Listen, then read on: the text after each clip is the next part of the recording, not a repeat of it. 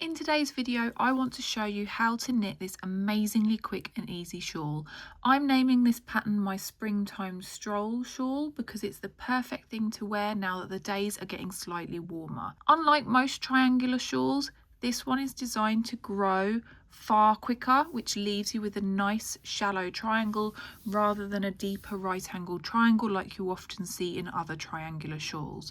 It's just a one row repeat, so it's super easy to get to grips with, and if you use a variegated yarn like me, then the yarn does all the work for you. If you want to knit a shawl like mine, you are going to want 1 or 2 balls of James C. Brett Emotions double knitting.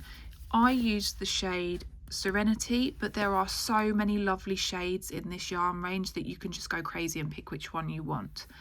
I chose to make a fairly short shawl, so the long edge of my triangle measures about 140 centimetres. That's around 70 inches if that's the method of measurement that you prefer to use. You can of course make this as big or as small as you like. You just cast off once the shawl reaches the size that you want. You are also going to need some 4mm circular knitting needles. Now, because this shawl ends up being quite wide, I would suggest that you buy the longest circular needles that you can find, and for me that was 150 centimetres. I own lots of needles, so I worked my way up as the shawl got bigger and just swapped to longer needles, but if you just want to buy one set, go for the longest and buy at least 150 centimetres.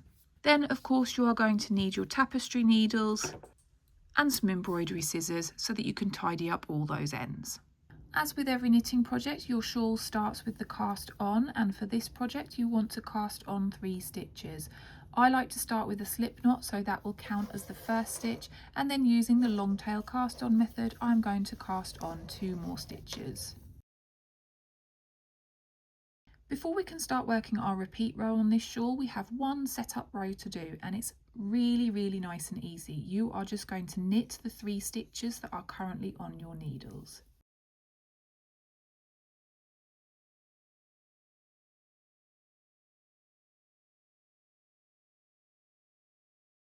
The repeat row that you're going to work involves working 2 increases every row, and that's how the triangle grows so quickly in width and keeps it nice and shallow.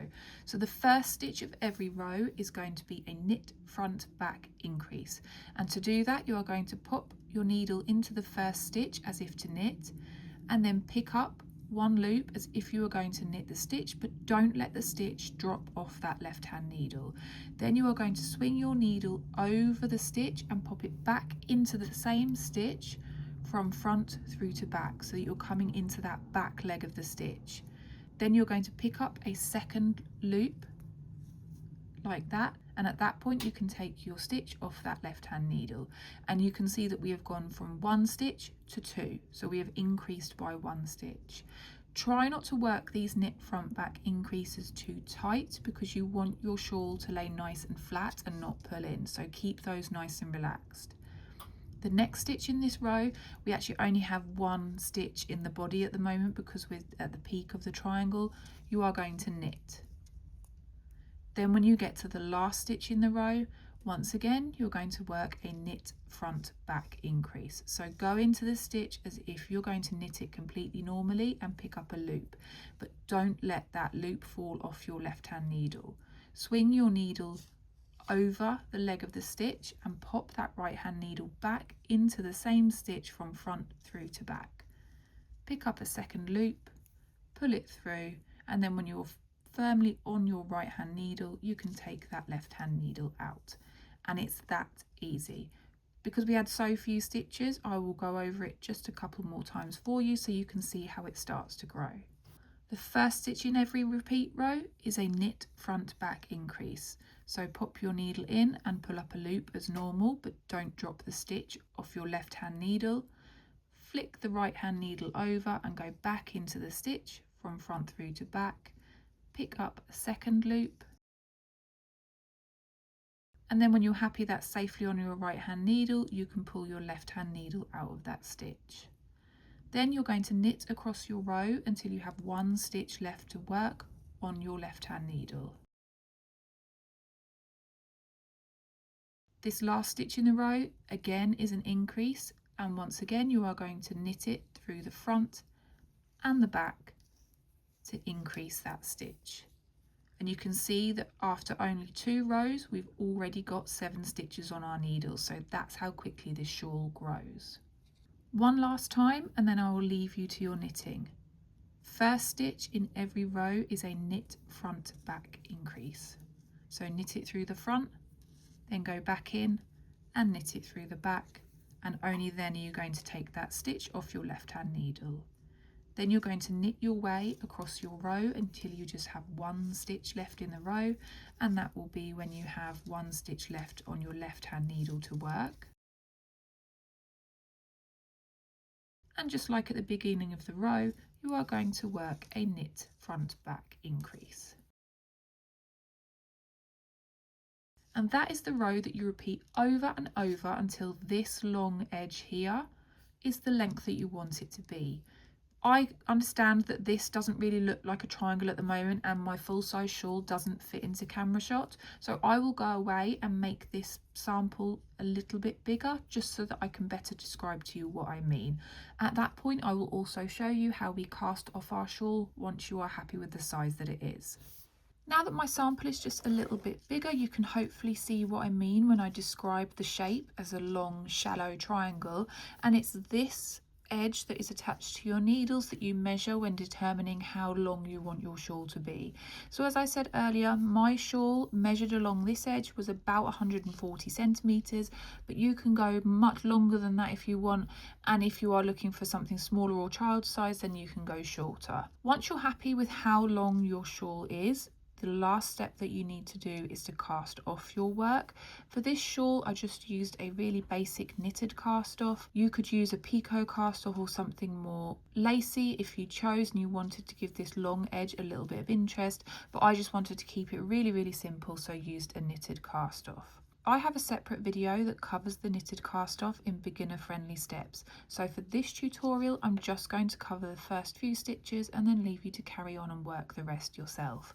One thing I will say is when you are working this cast off, it's really important to keep your stitches nice and loose. If they're not, you're just not going to get the drape that you need on the long edge of this shawl.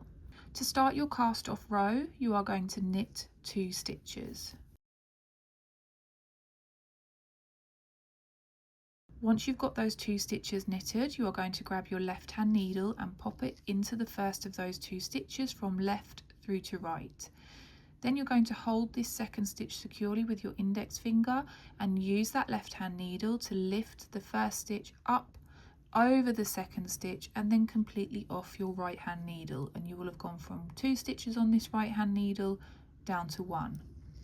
Then you're going to knit 1 more stitch, again remembering to keep your stitches nice and loose, and you're going to repeat the process of popping your left hand needle into that stitch from left through to right, using that needle to lift the stitch up and over the second stitch on your needles, and again going from 2 stitches down to 1. And you are going to repeat that process of knitting 1 and lifting 1 all the way along this row until you have no stitches left on this left hand needle and just 1 stitch left on your right hand needle, and that is where I will rejoin you. Once you reach the end of your cast off row and you're left with just this 1 stitch on your right hand needle, you can break your yarn. Make sure that you leave yourself a nice tail so that you can sew your ends in neatly, and then just to secure this final stitch, one step that I take is I'm going to pull up and make this last stitch nice and big, and at this point we can get rid of our knitting needles, we don't need those anymore. Then you're going to pop your finger and thumb through that stitch and grab the tail. Pull the tail all the way through that stitch so it's coming through the middle of that loop. Then, while holding the very tip of your shawl, you are going to pull on that tail to close this loop right down, and then give it a nice tug to secure it, and then when you sew in your tail you are left with a nice neat corner. A couple of final bits and bobs before I leave you to your knitting. If, like me, you prefer to have written instructions to work along to, there is of course a free version of this pattern on my blog, and you can also buy a PDF there for a small fee if you prefer to have something to print off and take away with you. Whenever I do a shawl video like this, I always get asked if people can see it being worn, so I have actually got photos of this being worn on a mannequin on my blog, so you can actually take a look how it looks when it's wrapped around a person as opposed to just laying flat on my desk here. Last but not least, I'm going to leave you with another knitting project to inspire you, and I'll be back for another video soon.